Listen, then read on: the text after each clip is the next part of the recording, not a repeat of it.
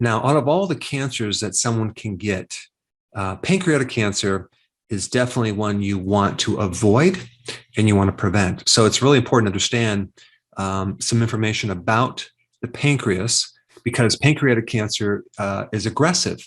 And by the time you know you have it, a lot of times it's spread to other organs, and it's almost impossible to reverse. So first, let's go through the signs and symptoms, and then we'll talk about what the pancreas does and some other things that can help you avoid cancer of the pancreas. Now, the number one or top symptoms are very, very vague and non-specific to the pancreas. So you wouldn't normally associate those symptoms with the pancreas at all, because they're number one, weight loss, number two, loss of appetite. Now, a lot of you watching have done the ketogenic diet and you've lost weight and you lost your appetite. That's completely different. We're talking about a person who's doing nothing to their diet, no changes, and all of a sudden, out of the blue, they start losing weight and they just lose their appetite. That's when you need to be aware of, something's not right. Other symptoms would be general fatigue, upper abdominal pain that radiates to your back, usually on the left side up here. Also, it could be around the back part, which is opposite to the pancreas, which is kind of like right in the middle of the lower chest area, slightly to the left. That's where the pancreas is. It's right underneath the stomach. So you can have pain there as well. Your pain also increases when you eat food. Okay, we'll talk about why that is. You might have bloating. You might feel nauseous. You might have symptoms that you're not digesting well, which we're going to talk about why that is. And your stool could be loose. It could be kind of greasy, bad smelling, leave skid marks inside the toilet bowl. So all of these are signs and symptoms that you could potentially have pancreatic cancer, but it could also be other problems with the pancreas, pancreatitis. It could be something else called an exocrine insufficiency, where a certain part of the pancreas that makes enzymes is not producing enzymes. We'll talk about that. It can also be inflammation of the pancreas that's caused because of the certain bile ducts and the pancreatic ducts are blocked from sludge. So it may be a stone, but it may not be a stone. It could be very, very thick bile material, because the bile material that's going through these ducts are a combination of cholesterol and bile. So you have to have the right ratio to make it flow. If you don't have enough bile, the cholesterol sludge becomes thick, and then it creates a pressure in the ducts, and that backs up in the pancreas, and that can cause the pancreatitis. What happens when you obstruct the flow of the pancreas, of things coming out like the digestive juices, some of these enzymes can actually start to digest the pancreas itself. So your body is digesting itself, and that's creating the inflammation. Other causes of pancreatitis would be alcohol, that's a big one, or diabetes. Now, let me just kind of explain what the pancreas does so you can kind of wrap your wits around this. And I'm going to try to do it in a really simple way. The pancreas is interesting because you have two different types of glands that exist in an organ.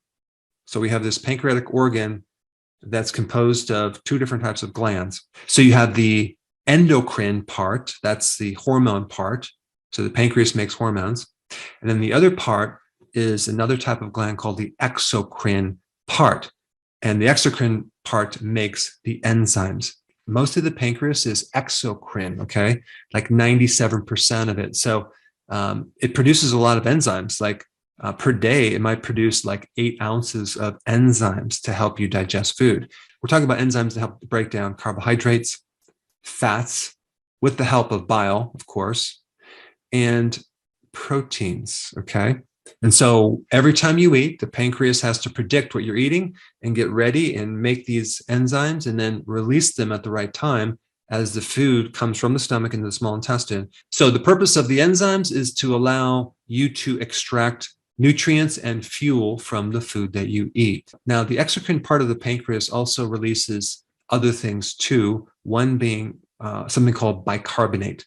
Now, you probably know of baking soda, that's sodium bicarbonate. Well, this is similar. It's just a bicarbonate that helps neutralize the acids coming down from the stomach, because normally the small intestine should be slightly alkaline and the stomach should be very, very majorly acid. So we don't want that strong acid to put a hole in the small intestine as it's coming through. So your pancreas helps out and it adjusts the acid to make it the right pH. And a lot of these enzymes are activated when there's a certain pH, whether it's alkaline or acid. So if there's some problem with your digestive system and the pH isn't right, these enzymes won't even get activated because the pH is what activates them. So the bicarbonates are very, very important. So what you have to understand is the stomach is extremely, extremely acid, okay? And the small intestine is just slightly alkaline. So it's just, if you look at the relationship between the two, it's pretty dramatic. And this is why when you take baking soda or an antacid, or you alkalize the stomach because you're drinking all this alkaline water, you have to realize that you're diluting the stomach, which is normally supposed to be very, very acidic. So it can create major problems because at the very start of your digestion, you need that strong acid. You don't want it to be alkaline because then we actually stop the release of enzymes in the stomach, like the ones that help you digest protein. And now we have undigested protein going into the small intestine. Now, what is that going to do to the pancreas? It has to work like crazy to release more and more enzymes to try to make up the damage and do the work that the stomach was supposed to do. So it's really important to keep the stomach really, really acid and then allow the pancreas to release the enzymes it needs to, as well as the bicarbonates at the right time. So bicarbonates are alkaline. Okay, so that's what they are. Now, we also have another part of the pancreas called the endocrine part, and that's where all the hormones are made. And they're made in these cells, okay? And they're scattered throughout the pancreas. And we have certain cells that make insulin, which is about 70% of all those endocrine glands. 70% is insulin, okay? And then we have other cells that make another hormone called glucagon, and that kind of does the opposite of insulin. So if we look at insulin and we look at glucagon, so insulin has everything to do with storing glucose, okay, and also reducing blood sugars. So it takes glucose out of the cell, and it also puts it into storage as stored sugar in your liver and your muscles called glycogen. And then when you have too much glucose, it'll then convert the glucose into fat cells, okay? And also it converts it into cholesterol, and the fat is triglycerides, okay? So insulin is a storage hormone. Then we have glucagon. Glucagon does the opposite. It actually releases that stored glucose. And once you do that, it releases the fat for energy. So insulin is triggered when you eat, and mainly carbohydrates, but also somewhat protein. But believe it or not, it's not triggered by fat or fiber. Then we have glucagon that's triggered when you don't eat. So when you're fasting, it's also triggered when you're not eating sugar and you're eating protein. So a certain amount of protein will be triggered by glucagon. So we have an interesting thing with protein because both insulin and glucagon is triggered by protein. So you have both of these hormones, whereas glucose only triggers insulin. Now, some other things that will release glucagon would be, I already mentioned protein. Exercise is one. I already mentioned fasting.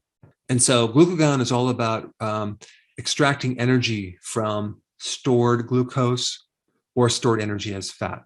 And then we have some additional cells called somatostatin, and that has everything to do with satisfying your hunger. And so if you're hungry, you're going to stop eating. So it's kind of an inhibitory hormone. It kind of stops certain things from happening. And then we have two additional hormones, okay?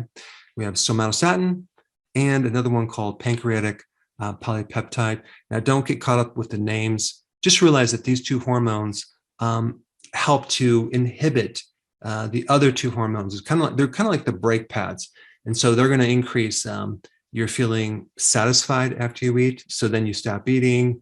And they're also going to help you decrease the enzyme action. So they kind of complete the digestion as far as the pancreas goes. Because at some point after the pancreas has done its job, we have to have something to stop these chemical reactions from occurring. So they inhibit things. So they make you satisfied. They help you get rid of your hunger.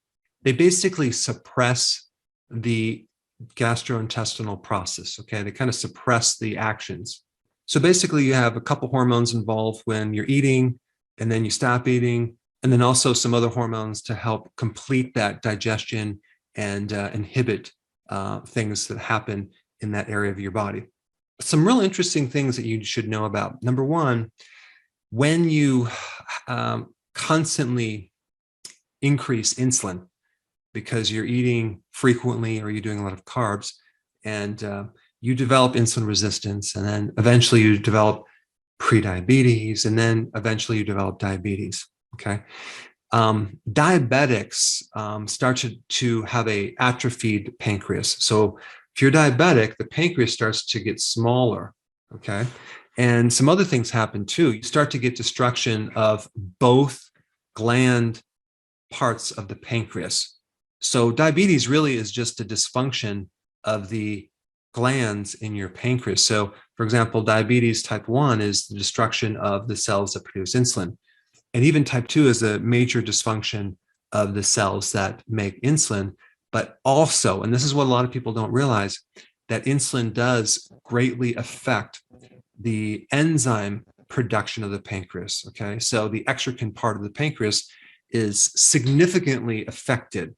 This is why diabetics over time have a lot of digestive problems. They cannot extract the fat soluble vitamins that well from the food they eat. So they become deficient in vitamin A, which they need for the eyes, vitamin E for the heart, vitamin K, vitamin D. And so all of these vitamins are going to be on the low side because the enzymes are not released that well. And so diabetics get bloating. They have a lot of oxidation and free radical damage going on because of the glucose that is uncontrolled. They have a lot of inflammation in the pancreas, okay? And that can lead to cancer, as well as fibrosis. So you can see that when you have diabetes, it doesn't just affect the endocrine part of the gland, it affects the entire gland, which includes digestion and the enzymes that are released. And if we take a look at cancer, cancer occurs because there's damage to the mitochondria. And this damage can occur from chronic inflammation. And again, insulin could be responsible for that. Diabetics have a much higher risk of getting pancreatic cancer than other types of conditions. And also, if we take a look at pre-diabetic, what comes before that? Insulin resistance. The great majority of the population has insulin resistance. So they're kind of headed in this direction. And so this is why going on the ketogenic diet, the healthy version of the ketogenic diet, so you're also including a lot of high density nutrition, foods with antioxidants, good amounts of vegetables with the vitamins and minerals and things like that, are all really important so you can avoid getting cancer. And then we have intermittent fasting, which gives the pancreas a chance to heal and reset so it doesn't have to constantly work. And out of all the things that will drop inflammation, it's the fasting that will do it the fastest, no pun intended. So the big take from this video that you should get is that there's one big, huge problem that keto and intermittent fasting helps you correct. And it's insulin resistance, which is at the heart of diabetes. And that's what really causes you to go into diabetes. It's kind of like the first condition that occurs before prediabetes and then diabetes. So out of all the actions that you could do to avoid pancreatic cancer, and of course, I'm assuming you don't smoke or drink a lot, or you're not being exposed to chemicals, things like that, is the healthy version of the ketogenic diet with intermittent fasting. So I hope you have more information on the pancreas, but I really want you to watch this video on the relationship between inflammation and cancer. Check it out. I put it right here.